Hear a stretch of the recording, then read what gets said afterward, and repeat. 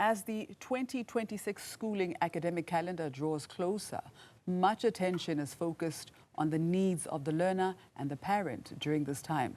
National Professional Teachers Organization of South Africa urges for the prioritization of teachers' safety and well-being in schools. Over the years, there's been an increase in the number of violent incidents at schooling facilities, some involving pupils on teachers, transgressions, with some even leading to deaths. NAPTOSA Executive Director Basil Manuel joins us now for more. Basil, good morning and welcome to Newzroom Afrika. Thank you for your time. You've described teacher safety as a long-standing issue. What specific incidents or trends are you seeing that have made this such an urgent priority right now? Mr. Chaba, good morning and thanks for having me. We're all aware of the fact that there have been a number of incidents, sporadic as they may be, but there's an increasing trend. What worries us is that there are many unreported incidents which make the issue even bigger.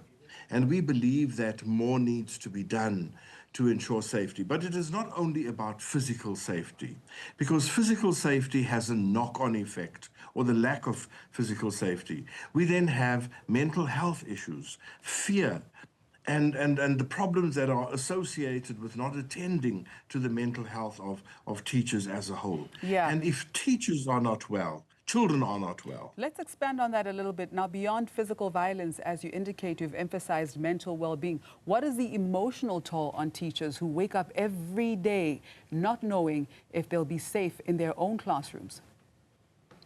Mr. Chaba, and just think about the fact that some areas are difficult to teach in, and they have to run the gauntlet outside school, and we've even seen a teacher killed outside school in the Western Cape, and of course then inside school too. And the biggest problem lies with the fact that support is not there when it comes to calling on parents to assist with matters such as this.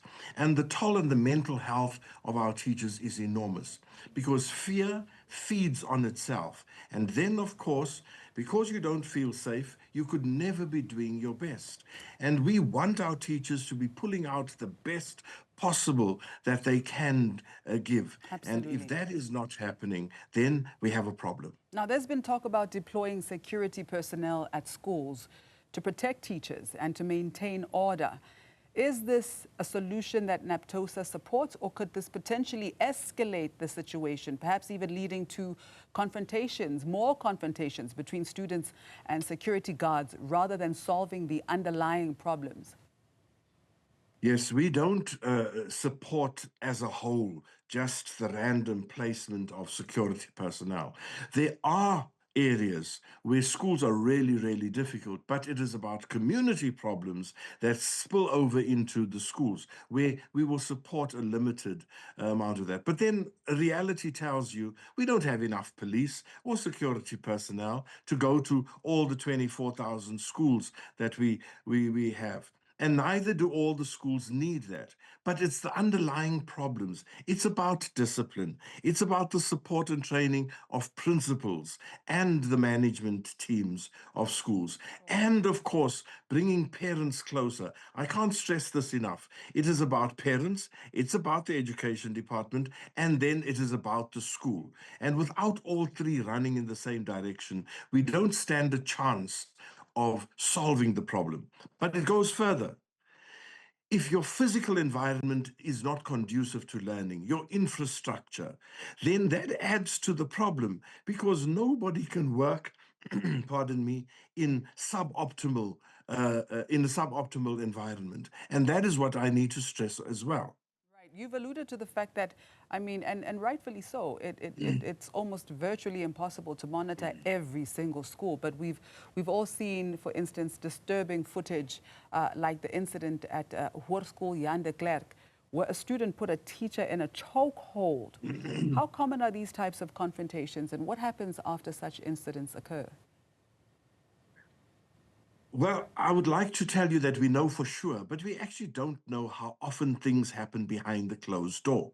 You must understand that some teachers are just ashamed that this has happened to them.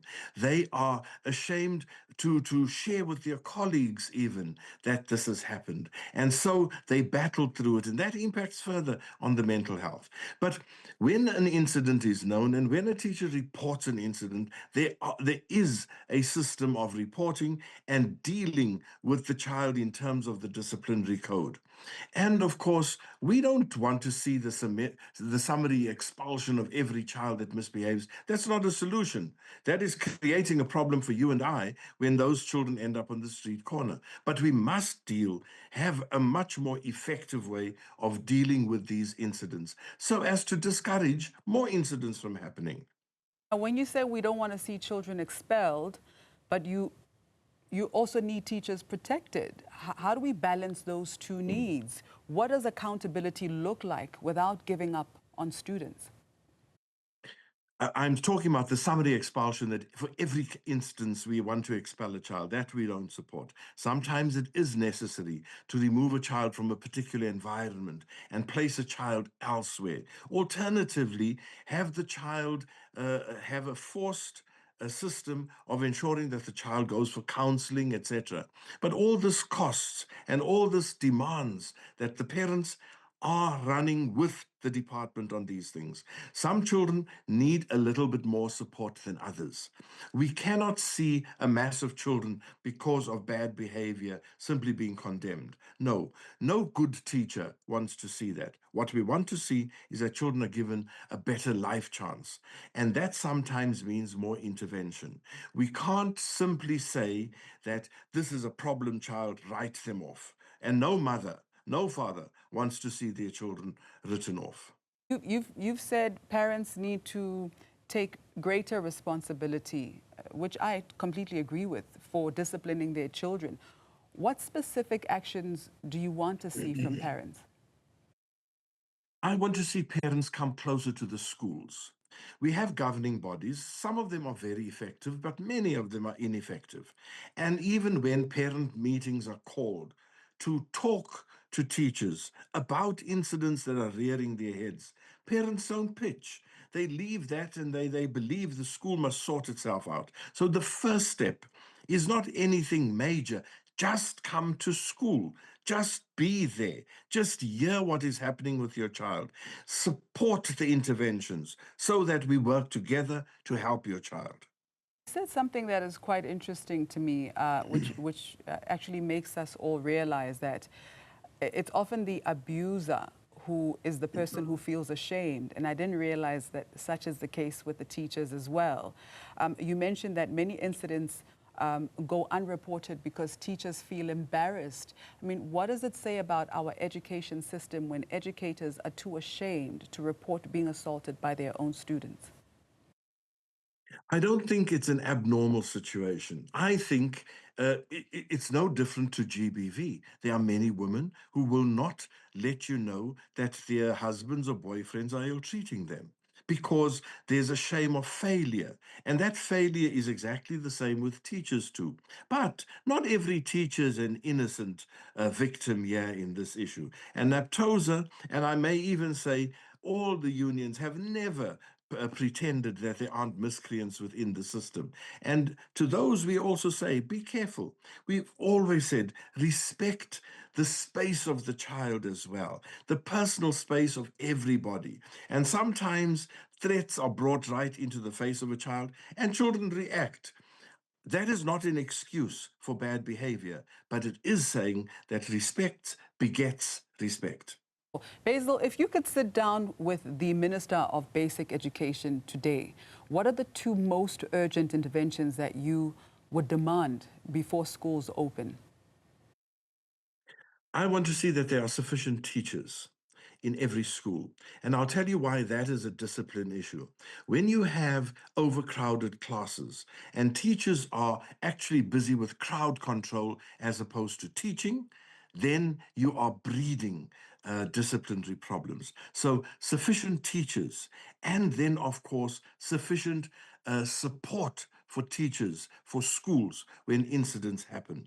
Don't always see it as a problem school. Rather, let's see it as an issue that needs to be addressed. Before I let you go, Basil, I just want to know, what is your message for the class of 2026 and the teachers that are going to resume this year? And also, despite everything we've discussed, the violence, the lack of support, the emotional toll, teachers are about to walk back into those classrooms. What would you say to those educators as well who are feeling anxious or unsafe as this academic year begins? Mr. Chaba, I often say we have a wonderful cohort of teachers. Sometimes they demand things that sound ridiculous and they get a quarter of it and they're still happy and they go back to class.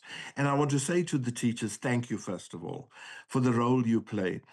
We touch thousands of lives, and thousands of children are better off for having you, that individual teacher, stand in front of them, that individual teacher showing care. Please be the teacher that is remembered for the good things that you've done. And let's stand together and let's continue working. South Africa needs good teachers. We need children who are performing well. We need children who can have better life chances to continue into higher education. And that can only happen with a teacher. Basil, thank you so much for your time this morning. Thank you very much. That was NAPTOSA Executive Director Basil Manuel.